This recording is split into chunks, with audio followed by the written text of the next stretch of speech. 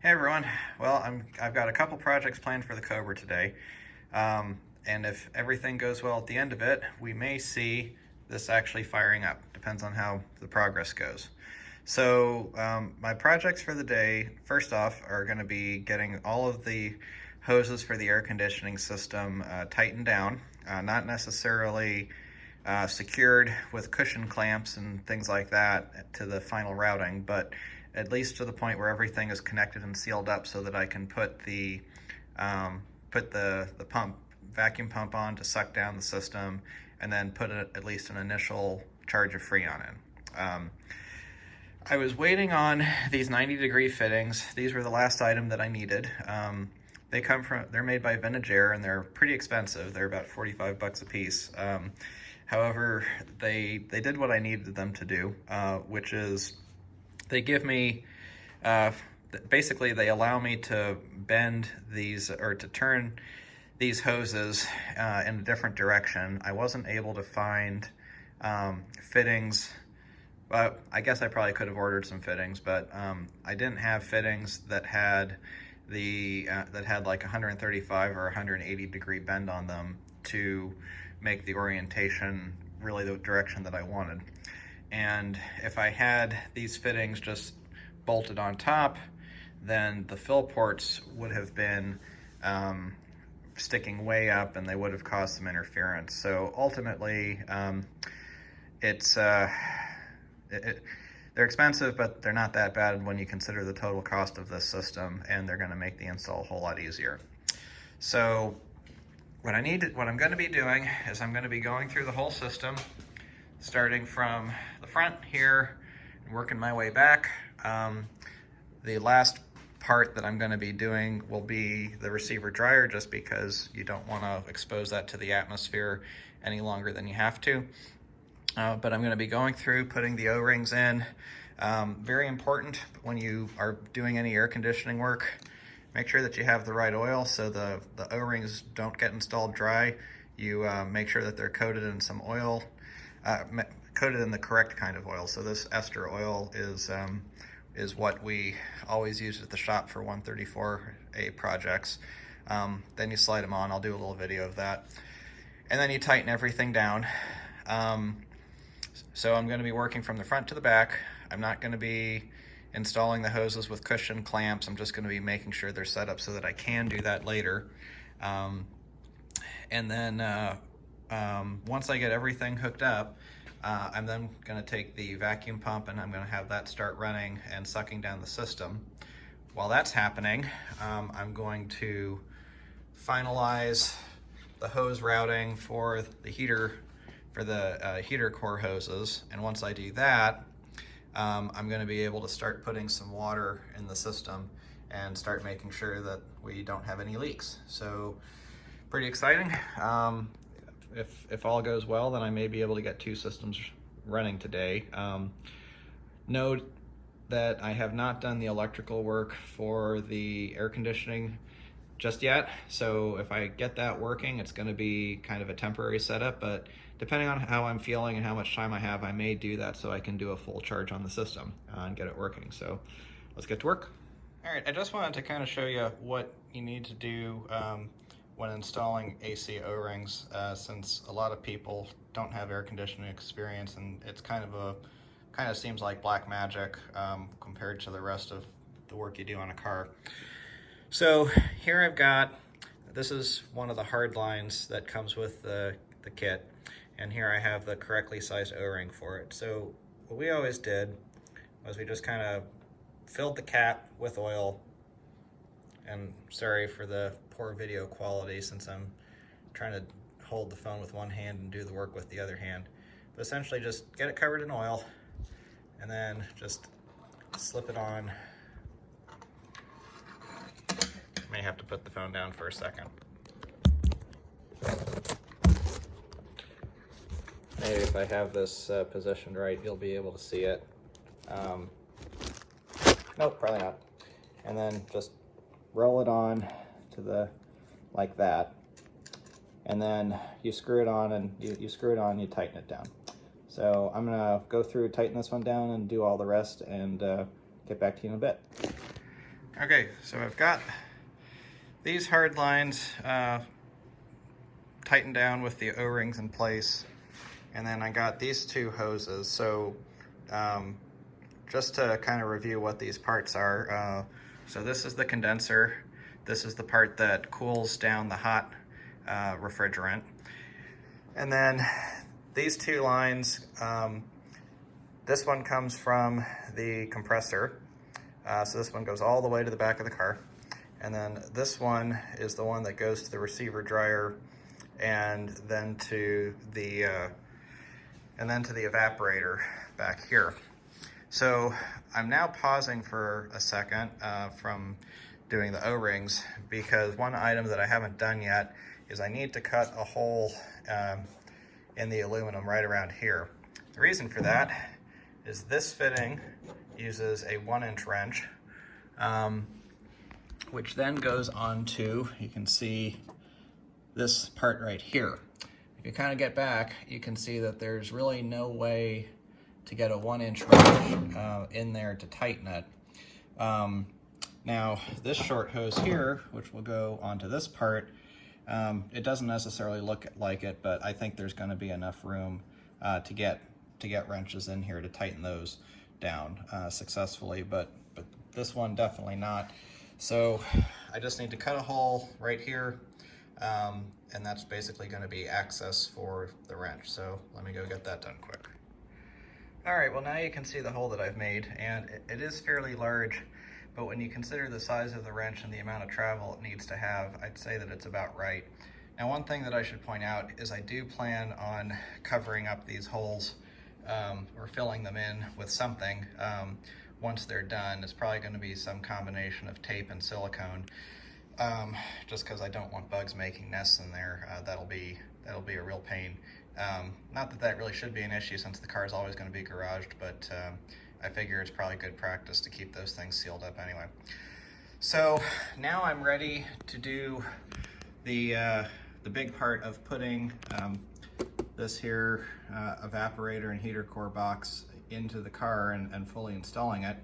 So the thing I want to point out here is that because of how I have chosen to run the cooling hoses, and if you go back a few videos, you'll note that they're supposed to come out here, kind of where this little aluminum panel is that you see riveted in. And that would be a whole lot easier because the hoses just come out and go in forward. But because of the individual throttle body injection that I'm using, that will not work. So I had to put in these 90-degree hoses that come out here. So what that means is that as I am putting this box in, I have to also be getting these hoses onto the copper hard lines. The hose clamps need to be on the hoses as I'm doing this, because once this all goes in, I'm not going to be able to take it back out again without evacuating the air conditioning system and all of that. So time to get this part in, and then also get this box screwed in with the mounts right there. Okay, let's get to it. All right, well, everything's together now and tightened down. Kind of just walk you through the routing from front to back. So again, here's the condenser. I've got the hard lines that are used for going from the condenser to the hoses. So those kind of bend around under here. Then I got the hoses. These are the two high side hoses from the condenser. The smaller one goes over here to the receiver dryer, where it then goes to the evaporator core, goes into the expansion valve, which is what regulates the difference between the low side and the high side. And then the bigger of the two goes down through there, and yes, I'm going to route this a whole lot better than what I have right now. Obviously, I don't want it so close to the exhaust manifold, but for the purposes of right now, this works. And then similarly, I've got the low side line that I was able to get. This hole that I made worked out just perfect. So then that goes down through the same area as that high side line, and they continue to go down through the transmission tunnel and then over here to the compressor. Now that noise that you hear is my vacuum pump. So I didn't record a whole lot of what was going on just because I didn't want to leave the system exposed to air, specifically the receiver dryer and the compressor, any longer than I had to. But basically, once you get it all together and you get everything tightened down, then you put your gauges on, hook it up to the vacuum pump, and then you get it started. I've only had it running for a couple of minutes now, but you can see it's already got a really good vacuum. I forget the official number that you're supposed to look for, but you want as close to 30 inches of vacuum as possible. And we're already there, or pretty close to it. Now that doesn't mean I'm going to turn the vacuum pump off. What you're supposed to do while the vacuum pump is running is let it go for at least half an hour. At least that's what we always did at the shop. I forget what the official number is, but that's what we did. I've got a timer set on my phone for half an hour, so I'm going to make sure it goes for at least that long. And then once you're done, what you're supposed to do is then basically shut off the flow. So these two valves control freon flow to the low side and the high side. So you're supposed to shut these off, turn off the vacuum pump, and then you're supposed to let it sit and make sure that it maintains that 30 inches of vacuum. And again, I forget what the official time is, but half an hour or more is what we always use at the shop. So you can start to see why I did this first, because there's a whole lot of sitting that's involved from this point forward. And that's going to be a good time for me to continue working on the cooling system and get started filling that up. But I want to come back up here to the heater core and evaporator box. So this part here, getting the lines, the hoses on, wasn't too bad. This part was really quite annoying. You've got a whole lot going on between there being two hoses. Trying to get both of them in at an angle, it was a pain. Obviously, certainly there are worse things that I've done, but that was kind of difficult to do. I will say it would have been a whole lot easier to do if I had a normal intake, as opposed to these individual throttle bodies. I think another thing that I would say is that a large part of me wishes that instead of doing these long hoses, that I'd taken the time to get hard lines for the air conditioning and just get those bent up and soldered together, or brazed together, whatever you want to call it, or get flare fittings and do that.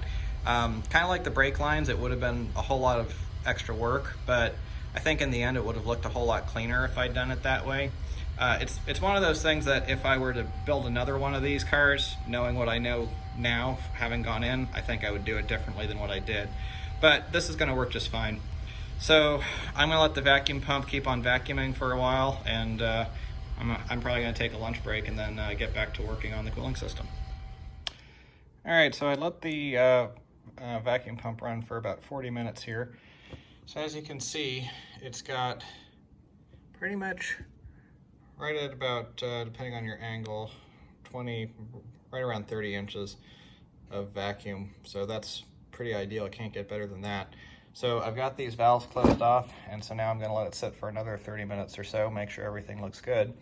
And if it does, then may go ahead and put some Freon in it. Well, I guess I'm done for the day. Hit a few roadblocks, but still happy with the progress I made. So I've been leaving the vacuum here for, it's been over an hour now, and it's still holding right at around 30 inches. Hasn't budged, so I would say that I've got the system pretty well sealed up, so that's good. Ran into a couple of snags. So first one was, when I went to go attach the hose to the R134A bottle, it turned out that the fitting size that's on the bottle is different from the fitting size that's on the hose. I have never had that happen before, but I guess this is the one time I ordered a bottle that was the larger thread size. So I need to order one of those one of the adapters to go from the larger size to the smaller size, or get a different hose or something like that. So I'm not going to do that today. It's already mid-afternoon, so I don't feel like running around and making a special trip just for that.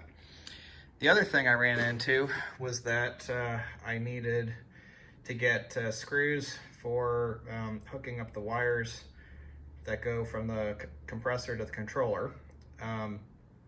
These are 1032 screws, which I had neglected to note that I needed, and I don't have any. I only have 1024s, so I need to buy some of those. Again, don't feel like a special trip for that.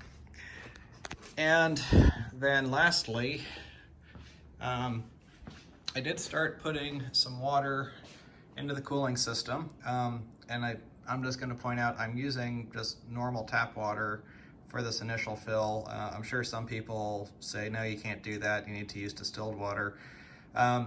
This is not going to be the fill that stays in the car after I get past initial start. This is just a fill that I'm doing to check for leaks, to make sure that the heads and the intake and all of those little places that could be seeping water from the cooling system into the engine appear to be in good shape and not leaking before I actually go ahead and fire up this thing. If you've been following my videos, you might remember that I did have a few concerns about the gap between the intake manifold and the heads, but I was told by several people that gap was okay, and I shouldn't worry about it. But still, what I'm planning on doing is there's enough water in there that it actually started coming out of the little port there for the that's going to be for the coolant temperature sensor, which was another thing I realized that I didn't have installed, and so therefore I couldn't finish filling the cooling system. But I'm gonna just leave it like that, and then after a few days, what I'm gonna do is I'm gonna open up the drain plug on the oil pan. If there's any water that comes out, then I have a problem, and I need to tear into the engine and figure out what it is. I'm gonna really cross my fingers and hope and pray that doesn't happen, because I really don't feel like tearing into this engine. But I'd rather check it now than when I get everything else completed and I'm ready for first start. So maybe I didn't get quite everything that I wanted to do done today, but I got pretty close. The next real major steps that I have to do are get the dash together. I need to get the dash together so that I can hook up the coolant temperature sensor, the oil pressure sensor, and the oil temperature sensor, and I guess all of those are really the gauges, since they're all mechanical gauges, and just hook up to those ports. So I need to get that done, and then I need to obviously get a few more bits of hardware for the compressor and the compressor controller, like I was mentioning, and then I need to put in some Freon, charge the system. I think since I didn't manage to get to do that today, I'm probably just going to try to get more of the backbone electrical system done so that I'm not doing temporary wiring to just try to make it work. I think it's going to make more sense for me to just go ahead and try to do more wiring on the car. That said, I think what I will do is once I get the adapter that I need, I think I will just put some 134A into the system, and then I'll take the gauges off. I don't really want to take the gauges off right now. I figure it doesn't hurt anything to leave them on, so I may as well do that, and at least for a while, and just make sure that the system looks like it's continuing to hold the vacuum. That said, if it doesn't after a while, at this point I would be very comfortable putting in refrigerant, and I would do that if I was able to. I'm just not able to right now. So I think one last note, I've been looking through the manuals on the Masterflux and noticed a few things that I hadn't picked up on before. One of them is that you're supposed to ground the compressor to the main vehicle electrical system, whether you ground it to the body or wherever, from these little holes here. Just one's fine, but it does mention that you need to do that in the manual. So I'm glad I caught that, because I hadn't been planning on doing that before. And another thing, in looking through how they talk about charging it, it does seem like the compressor is probably a little bit more fragile than what I'm used to with engine-driven compressors. It recommends that you actually charge on the high pressure side as much as possible. Now, in my experience, you're typically not able to get a full charge on that side, but it says that if you are going to, if you do need to actually run the compressor to finish the charge and charge it on the low side, to be very careful with how much you're putting into the system and what rate you're putting it in to prevent from overloading the compressor. So obviously some things I'll need to watch out for when I actually get to charging it. But so once again, I think I'd say pretty happy with the progress today. Not as much as I had originally planned, but still made good progress, and got a few things done that needed to be done to get this towards the first start. So I think with that, I'll just say thanks for watching. Hope you enjoyed it, and I'll have another video soon.